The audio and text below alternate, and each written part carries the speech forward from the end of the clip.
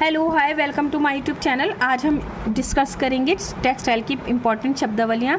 सबसे पहले देख लेते हैं पॉट्स यानी कि पका हुआ कपास का फल। गिनिंग, बिनौलों को कपास की रेशों से अलग करना। बेलिंग, कपास की रेशों को बांधकर गठियाँ बनाना, गठियाँ।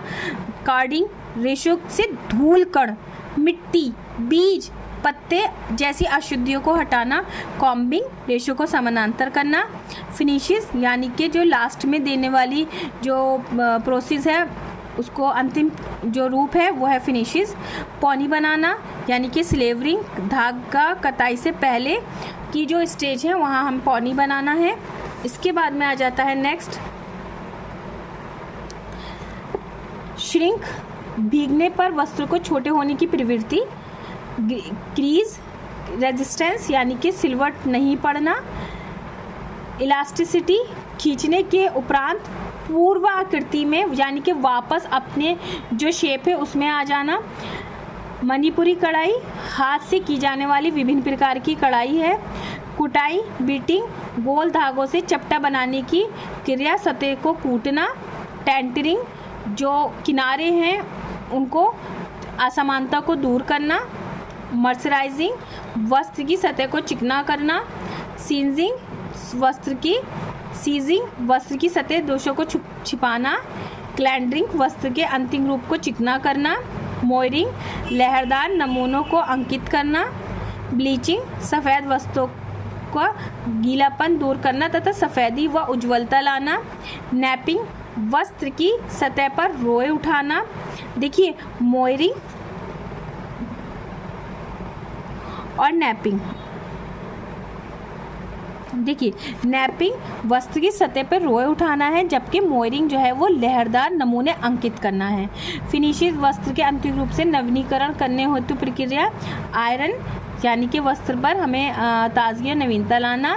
वाटरप्रूफ, वस्त्र को जल का प्रवेश ना हो वाटरप्रूफ बनाना। फायर प्रूफ बनाना, अग्नि से रक्षा करने के लिए। रिश प्रूफ, जंग ना लगना। कीड़े, इंसेक्ट व मॉथ प्रूफ, वस्त्रों को कीड़ा और कीट की रक्षा करना। खंगालना यानी कि रिंसिंग, धुलाई के बाद वस्त्र को अंतिम रूप से स्वच्छ जल में धोना। ठीक है, नेक्स्ट है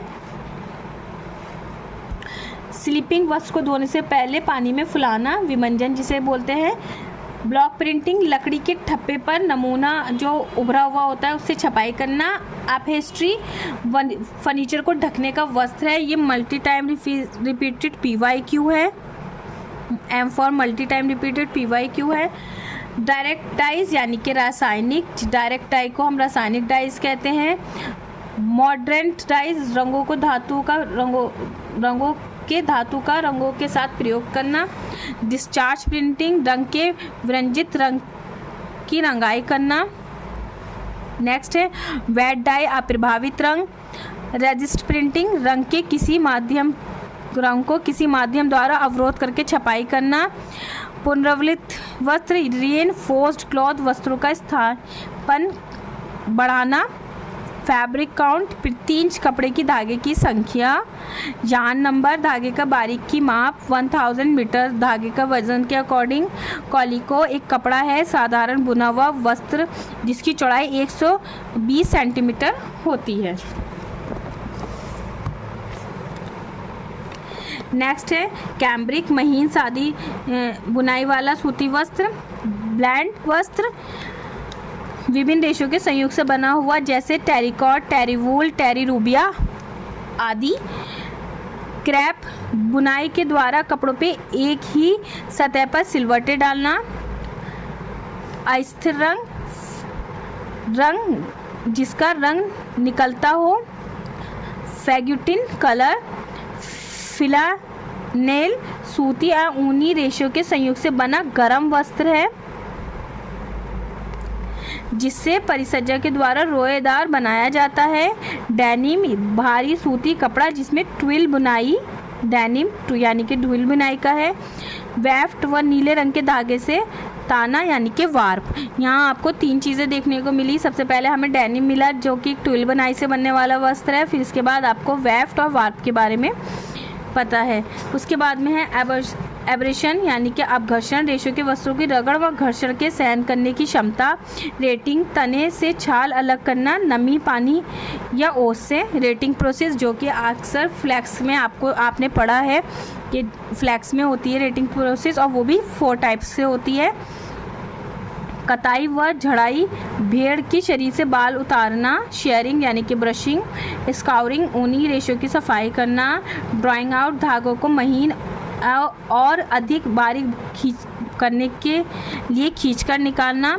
नमदा, फेटिंग, नमी, ताब और ऊनी रेशों को आपस में उलझाकर जमाना। ये भी PYQ है, मल्टी टाइम रिपीटेड। खींचा ऊन यानी कि पुल्ड ऊन हम यूज़ करते हैं मृत भेड़ के शरीर से प्राप्त ऊन। रीलिंग, रेशमी रेशों को बाबिन पे लपेटना। कीड़ों को पालना सेरिकल्चर है, जो रेशम के कीड़ा पलता है उसको हम सेरिकल्चर कहते हैं। गोंद हटाना डिगमिंग प्रोसेस है। ताप सुनम्य रेशा थर्मोप्लास्टिक है। ढाका का मलमल बांग्लादेश में निर्मित अत्यंत सूक्ष्म बारीक वस्त्र है जो विश्व में प्रसिद्ध है। इसके एक एग्जांपल ये है कि जो आपकी फिंगर में पहनते हैं हम लोग रिंग, ये इतना इसकी क्वालिटी इतनी फ़ाइन होती है कि उसमें से भी इसको निकाला जा सकता है। और सेकंड एग्जांपल इसका ये है कि जो आपका मैच बॉक्स होता है जिसे हम माचिस की डिब्बी कहते हैं, ये इतना ज़्यादा फ़ाइन है कि उसके अंदर आ जाता है। ठीक है, उसके बाद आता है चंदेरी साड़ी, जो ग्वालियर में निर्मित सूक्ष्म एवं महीन साड़ियाँ हैं। पल्लू व बॉर्डर रेशमी धागों से बनाए जाते हैं। बनारसी साड़ी, बनारस उत्तर प्रदेश में निर्मित सुंदरता वैभवशीलता के लिए प्रसिद्ध है। रेशमी साड़ी जिस पर सोने चांदी के तारों का बॉर्डर, पल्लू व पूरी साड़ी पे नमूने बनाए जाते हैं। पीताम्बर, सोना चांदी के तारों से जुड़ा रेशमी वस्त्र अलौकिक सुंदरता के लिए प्रसिद्ध है। नेक्स्ट है बंधनी, जो कि राजस्थान से निर्मित सुंदर डिज़ाइनों से युक्त चटकीले रंग के वस्त्र हैं। ठीक है, जिसे बांध कर बनाया जाता है। पटोला यानी कि गुजरात में निर्मित वस्त्र चटकीले भड़कीले रंगों से में उपलब्ध होते हैं और विवाहितों के लिए शुभ माने जाते हैं। जो विवाह जिनका होने जा रहा है ये उनके लिए, और जो विवाहिताएँ हैं उनके लिए शुभ माना जाता है। फुलकारी, जो कि पंजाब का है, रफू टाका के प्रयोग से निर्मित डिज़ाइन, फुलवारी है ये, फुलकारी नहीं फुलवारी है। रफू टाके के प्रयोग से निर्मित विभिन्न डिज़ाइनों से युक्त वस्त्र जिसके मध्य से आभ्रक व कांच के टाके से लगा रहता है। कांथा बंगाल का विशेष कढ़ाई है। पुराने वस्त्र को एक पर एक तय करके व्यवस्थित ढंग से उपयोगी वस्त्र तैयार करना। इसमें कौन सी स्टिच का यूज़ किया जाता है? रनिंग टाके का या कच्चे टाके की सिलाई की जाती है। नेक्स्ट है कशीदाकारी पश्मीना शॉल। चंबा कढ़ाई हाथ से की जाने वाली, हिमाचल की है। बंदेज वस्त्र को बांधकर करना। कड़ापन देने के लिए हम स्टफिंग एजेंट का यूज़ करते हैं।